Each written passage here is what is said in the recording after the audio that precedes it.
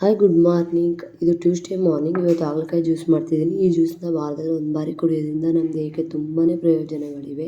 Weight loss ಮಾಡೋರಿಗೆ ಮತ್ತು ಕೂದಲಿಗೆ, ಜೀರ್ಣಕ್ರಿಯೆಗೆ, ನಮ್ಮ ದೇಹದಲ್ಲಿರುವಂಥ ವಿಷಕಾರಿ ಅಂಶವನ್ನು ಹೊರತೆಗೆಯಲು ತುಂಬಾ ಸಹಕರಿಸುತ್ತದೆ. ಇದು ತುಂಬ ಕಹಿ ಇರೋದ್ರಿಂದ ಕುಡಿಯೋಕ್ಕಾಗೋದಿಲ್ಲ. ಅದರಿಂದ ಅದಕ್ಕೆ ಸೌತೆಕಾಯಿ ಹಾಕಿ ಕುಡಿಯೋದ್ರಿಂದ, ಜ್ಯೂಸ್ ಮಾಡ್ಕೊಂಡು ಕುಡಿಯೋದ್ರಿಂದ ಅಷ್ಟೊಂದು ಕಹಿ ಅನಿಸಲ್ಲ.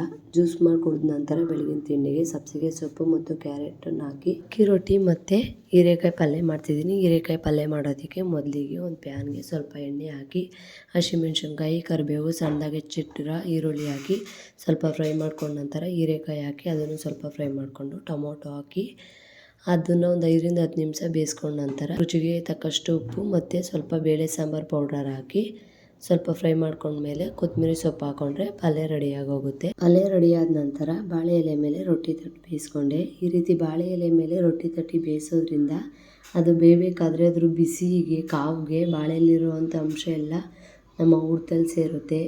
ನಮ್ಮ ಜೀರ್ಣಕ್ರಿಯೆಗೆ ಸಹಕಾರಿಯಾಗುತ್ತೆ ಮತ್ತು ಅದ್ರ ಊಟದ ರುಚಿನ ಜಾಸ್ತಿ ಮಾಡುತ್ತೆ.